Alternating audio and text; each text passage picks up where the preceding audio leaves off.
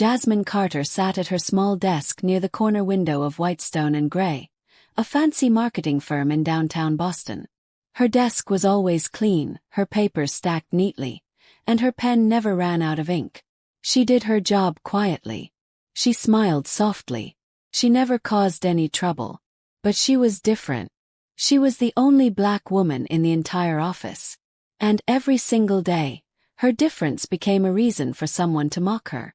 Her brown skin, her thrift store cardigan, her flat shoes, even her homemade jollof rice and turkey stew, it all became a joke to her coworkers.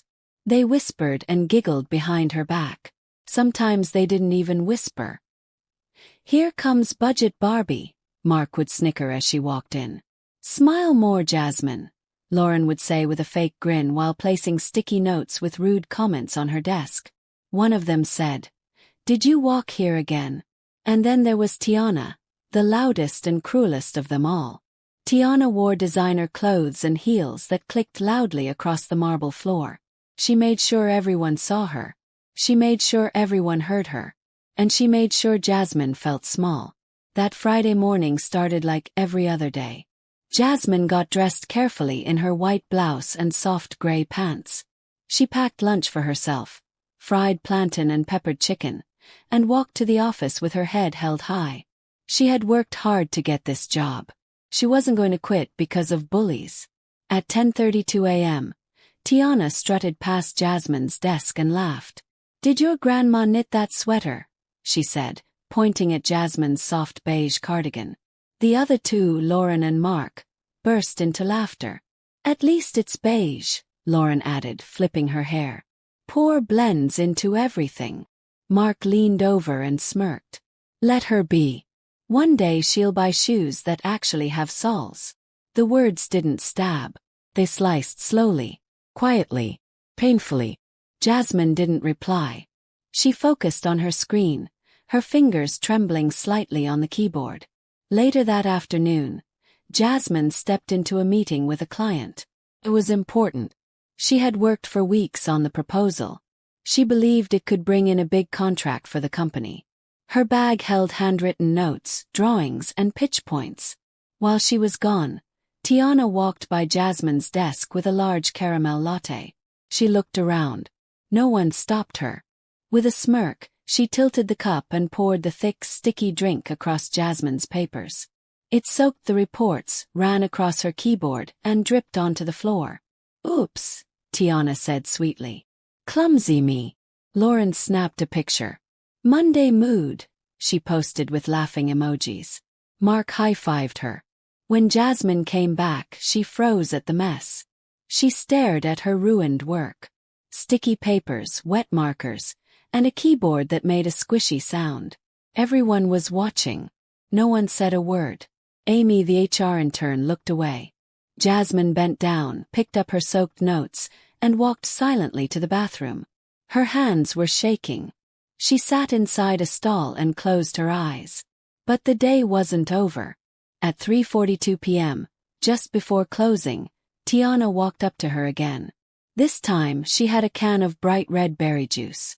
Without warning, she opened the can and poured it down Jasmine's back.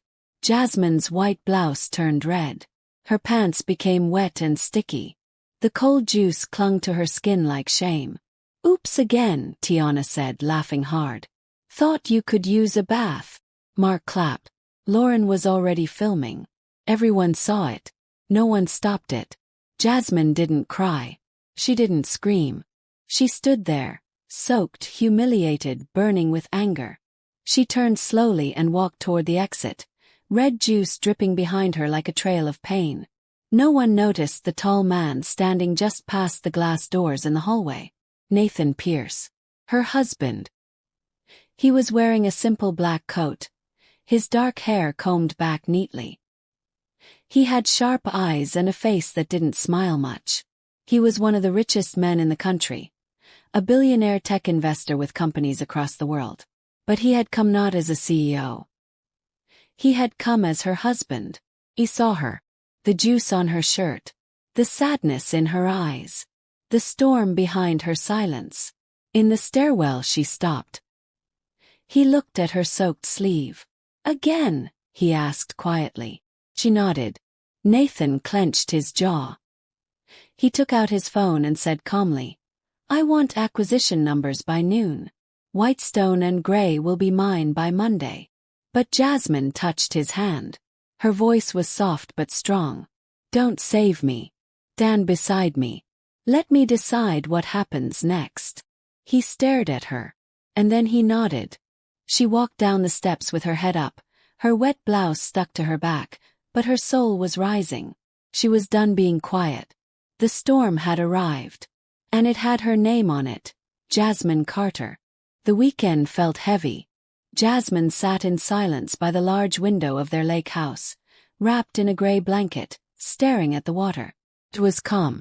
But inside her, everything was crashing like waves during a storm. She didn't cry. She had done enough of that over the past year. Every cruel comment, every spilled drink, every laugh, every look, they had broken her little by little. But not anymore. Nathan brought her a cup of tea. He didn't say much. He just sat beside her and waited. He knew this wasn't a battle he could fight for her, but he was ready to fight beside her. Do you remember the first time I told you I wanted to do this alone? Jasmine asked. He nodded. You could have bought me any job, she whispered. But I wanted to earn it. To prove I was more than your wife. More than a pretty face. And you did, he said softly. No, she shook her head. I survived it. But now I want to change it. They sat quietly. Then she opened her notebook. She didn't wipe the red juice stain on the corner of the page. She left it there, to remind herself what she had endured. She began writing. Not a letter, not a report, but a plan. Jasmine had just finished giving a successful presentation on digital consumer behavior. She felt proud. She smiled as she walked back to her desk. That's when she saw it. A brown paper bag on her chair with a note taped to it. Lunch for the broke girl. Inside was a slice of bread and a packet of ketchup. She looked up and saw Mark laughing with Lauren. Tiana pretended to be typing. Amy from HR looked at her, then quickly turned away again. That day, Jasmine ate lunch in the restroom stall. She never told Nathan. Jasmine stood in front of her mirror. She wasn't wearing her usual soft sweater or cozy pants. She had on a sharp black blazer, a fitted skirt and heels. Her natural curls were slicked back into a neat bun. Her face was calm, but her eyes were fire. She wasn't dressing for revenge. She was dressing for power. Nathan, she called. He walked into the room. I'm ready for Monday. He nodded. Everything is in place.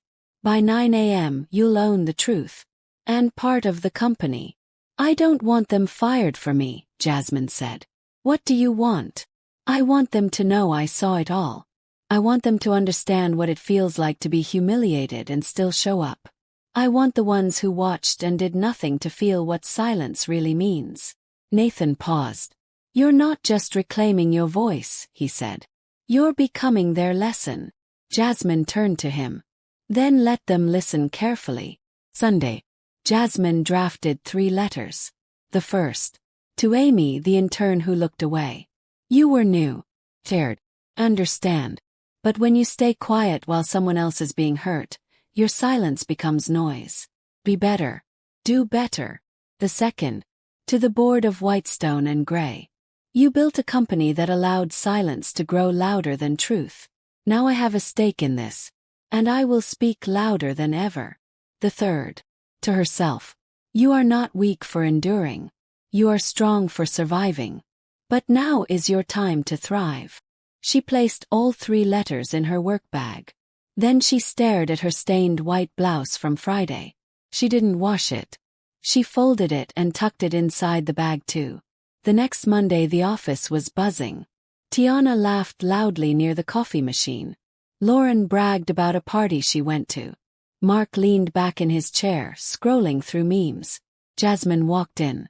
Everything stopped. She didn't look like herself. No baggy clothes. No soft shoes. No cardigan. She walked with power. She didn't sneak to her desk. She walked through the middle of the office like she owned the floor. 'Cause she did. Her heels clicked, echoing louder than Tiana's voice ever had. Tiana looked her up and down. Wow! Someone got a glow-up. Jasmine didn't reply. She sat down, turned on her computer and waited. At 9:01 a.m., everyone's inbox pinged. Subject: Internal investigation. Urgent staff response required. Confused faces stared at screens. Then another email followed. Subject: Company ownership update. Lauren clicked it first. Her hands started to shake. Tiana clicked next. Her mouth dropped open. Mark turned pale.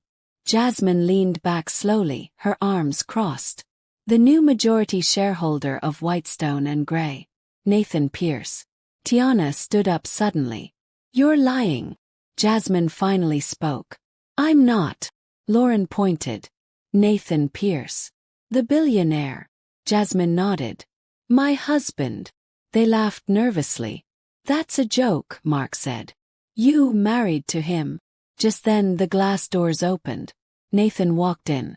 No suit, no tie, just calm power. He looked around and smiled politely. Good morning. I'm here to announce some changes. Effective immediately. All staff involved in Friday's incident are under suspension pending investigation. Silence. Then gasp. Then chaos. Tiana shouted. You can't do that. This is my job. Security walked in behind Nathan. Quiet. Please come with us, Ms. Hayes, one said. Lauren screamed. You're ruining our lives over some stupid juice. Nathan raised an eyebrow. Exactly. They were escorted out one by one. No one laughed now. Jasmine sat still watching them go. Her storm had arrived. But it didn't destroy her. It made her rise. The office felt like a ghost town. Phones rang unanswered. Coffee sat cold in untouched mugs. Eyes stayed glued to computer screens, not because anyone was working, but because no one knew what to say. The air was thick with fear. Jasmine sat at her desk, calm and focused. Her black blazer was sharp, her hands still, her posture tall. She wasn't the same woman from last Friday. No one dared speak to her. The ones who used to laugh the loudest now looked down when they passed her. Some avoided her completely. Others whispered behind glass doors, asking questions they were too afraid to say out loud. Is she really married to him? Is he really taking over the company? What's going to happen now? Then another email came in. Subject: Emergency staff meeting. Conference room A. Mandatory attendance. Everyone stood slowly. Feet shuffled toward the large glass conference room. Jasmine didn't rush. She walked last. When she entered the room, all eyes turned to her. She didn't sit in the corner like she usually did. She sat at the front. In the middle. Nathan walked in behind her. He stood tall, a small folder in his hand. He didn't look angry. He looked ready. The CEO of Whitestone and Gray, Mr. Holloway, sat stiffly at the table. His face was red, his forehead sweaty. He didn't speak. Nathan did. Good morning, he said. I'll keep this brief. Over the weekend, I completed the acquisition of 62% of this company's shares. That makes me the majority shareholder. Gasps filled the room. Nathan continued. I didn't make this move because of money. I did it because of a pattern of behavior in this office. Targeted humiliation, unchecked bullying, and systemic silence. He looked around the room. On Friday, my wife, Jasmine Carter, an employee here, was publicly humiliated. Not once, not twice, but again and again. And most of you either laughed or watched. Silence.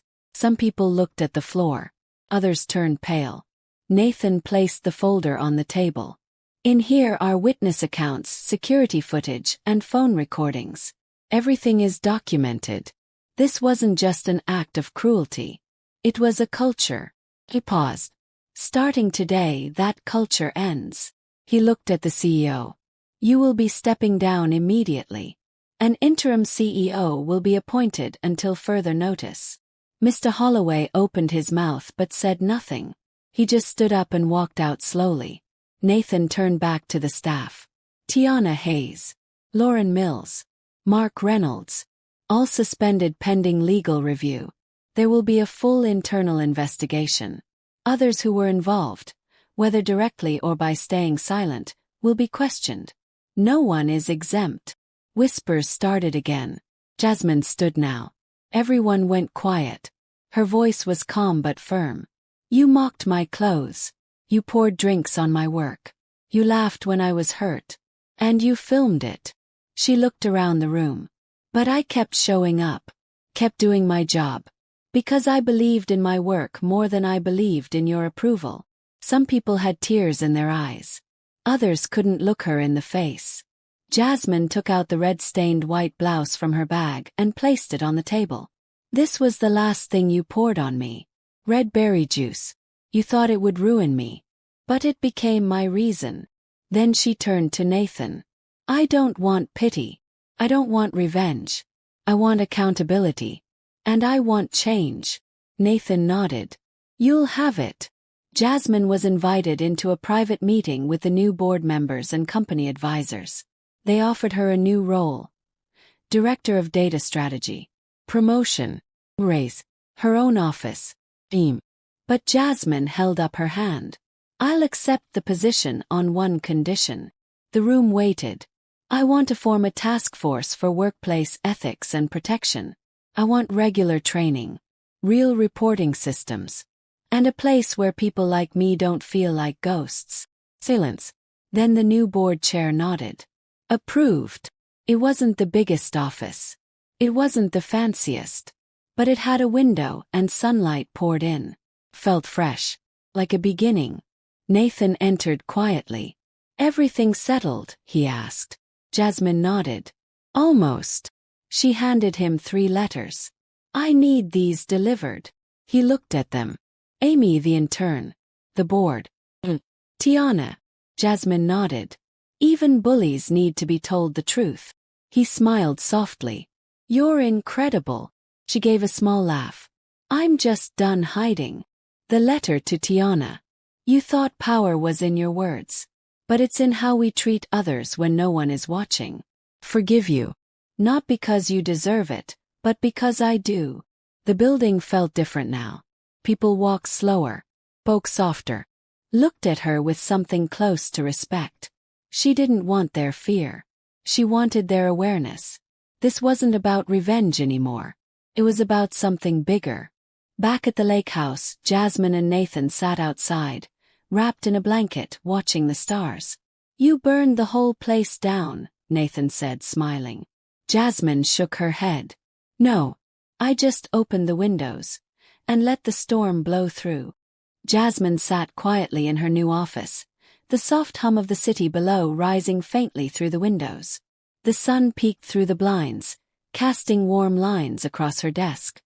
Her fingers traced the edge of a folder, the same one that held the documentation of everything she had endured.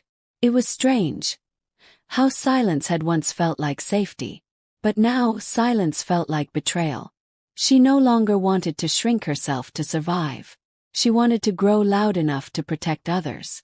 She spent the day organizing her new team. Her assistant, a young woman named Riley, brought in fresh reports and digital access to company data. Jasmine noticed how Riley looked at her. Not with fear, not with pity, but with something else. Admiration. Maybe even hope. That afternoon, Jasmine walked the floor of the office. People stood when she passed. Some smiled weakly. Others avoided her eyes, remembering their own silence. She didn't hold anger toward them. But she would never forget. At the HR department, she requested the list of employees who had filed complaints in the past year. Many had been ignored. Others were marked as unfounded. She read every single one. A junior designer had reported racist jokes during a lunch meeting. Another intern had been shamed for her accent. The stories were different, but the silence was the same.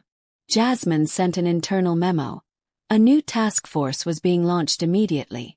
Voices of change. All employees could submit stories without fear. Anonymous or not. She promised action. Not just words. Later she met Amy, the HR intern who had looked away that day in the office. Amy stood nervously outside the elevator, eyes filled with guilt. Jasmine walked over.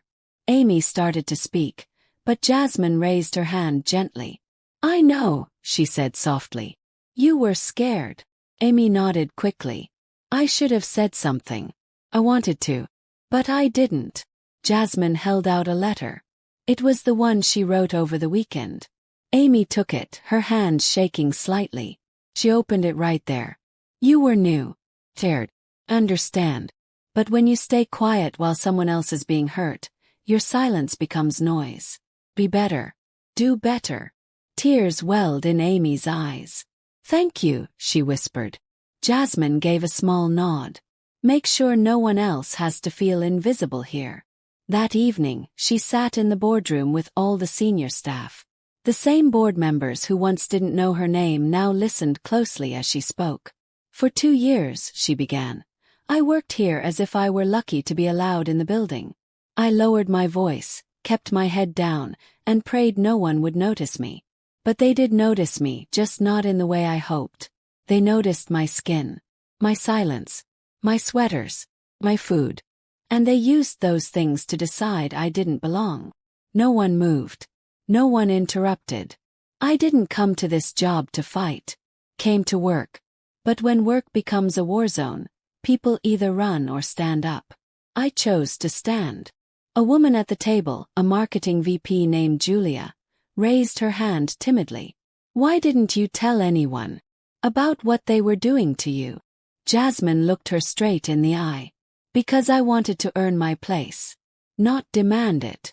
The room fell silent. One of the board members cleared his throat. "You've shown strength most people can only talk about. I want you to lead this company's culture reform. Permanently. Not just as a figurehead. But with real power." Jasmine paused, then gave a slow, firm nod. "I accept. But if I do this, it won't be for show. It will be hard. It will make people uncomfortable. And some may not like me." "Good," another board member said. "Change is supposed to be uncomfortable." Jasmine smiled slightly. For the first time it felt real. She returned to her office late that evening. The city lights twinkled outside. A small stack of flowers sat on her desk, sent by a junior employee she had once mentored. The note said, "Thank you for standing." She looked over at the red-stained blouse folded neatly on her shelf. She had thought about throwing it away. But she didn't. It was her armor now. A reminder of what she had endured. And what she would never allow again. As she locked her office for the night, she passed a glass door. Her reflection stared back, strong, calm, unbroken. She wasn't just working here anymore. She was leading. And this time she wouldn't walk quietly. She would walk proud. She would walk loud. The office atrium was full. For the first time since the company opened its doors, every single employee, interns, senior staff, assistants, board members, gathered in the same space. Some stood in groups, whispering. Others held their phones close, unsure if this would be another story to share online. But most were just quiet, waiting, wondering. Jasmine stepped forward. She wore a crisp blue suit and flat black shoes. Her curls were soft around her face. She didn't need heels or a loud voice. Her presence spoke for itself. When she stepped up to the small platform at the front of the room, the noise stopped completely. She looked out at the faces, some nervous, some ashamed, some hopeful. She held the microphone, took a deep breath, and began. "I've worked at Whitestone and Gray for 2 years. In those 2 years, I've never spoken to you all like this. I stayed quiet. I worked hard. I tried to blend in." A soft rustle moved through the room. "But no matter how quietly I walked, I was still mocked. I was still judged. And most of all, I was still invisible to many of you."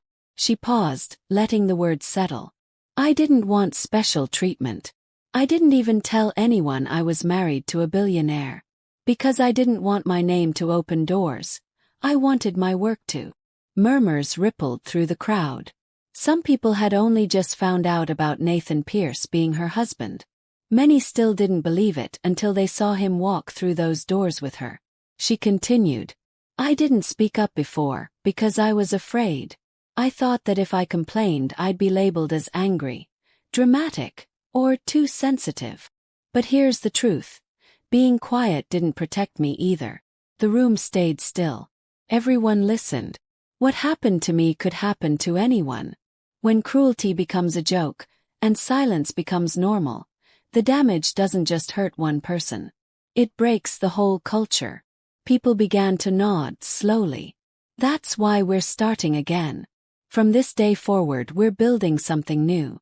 A workplace where nobody has to hide. Where standing up for someone else is seen as strength, not weakness." She looked directly at Amy, who stood in the back of the room, holding her breath. Jasmine gave her a small nod. "I don't want apologies. I want change. And change starts with accountability." She reached into her bag and held up the red-stained white blouse. "This was what I wore the day someone poured juice on me in front of everyone here." Few people looked down. Some wiped away tears. "But this stain didn't ruin me. It reminded me of who I was. Of what I could survive. And what I could change." She folded the blouse and placed it back in her bag. "Forgiveness isn't weakness. It's power. I forgave those who hurt me. Not because they asked. Not because they deserved it. But because I didn't want to carry that pain anymore." Jasmine stepped away from the mic. There was silence. Then someone clapped. Then another. And another. Until the whole room burst into applause. It wasn't forced. It wasn't fake. It was real. People stood taller. Smiles broke out. For a moment, the room didn't feel like an office. It felt like a place where something truly good had just begun. Later that evening, Jasmine returned to the lake house. The sky was soft and purple. The water calm. Nathan was outside on the porch reading a book. He looked up and smiled when she came over. "How was it?" he asked. She smiled, tired but glowing. "I think today was the first day I truly felt seen." Nathan stood and opened his arms. She walked into them. "You burned the whole place down," he whispered into her hair. She pulled back and looked at him. "No," she said gently. "I just opened the windows and let the storm blow through." They stood there quietly, the breeze brushing against their skin. Inside, Jasmine placed the blouse back into the box she kept on the shelf. Not as a memory of pain, but as proof of power. She was no longer the quiet woman in the corner. She was the storm that cleared the sky. And tomorrow she would walk back into that building, not as a victim, not as a shadow, but as the woman who changed everything.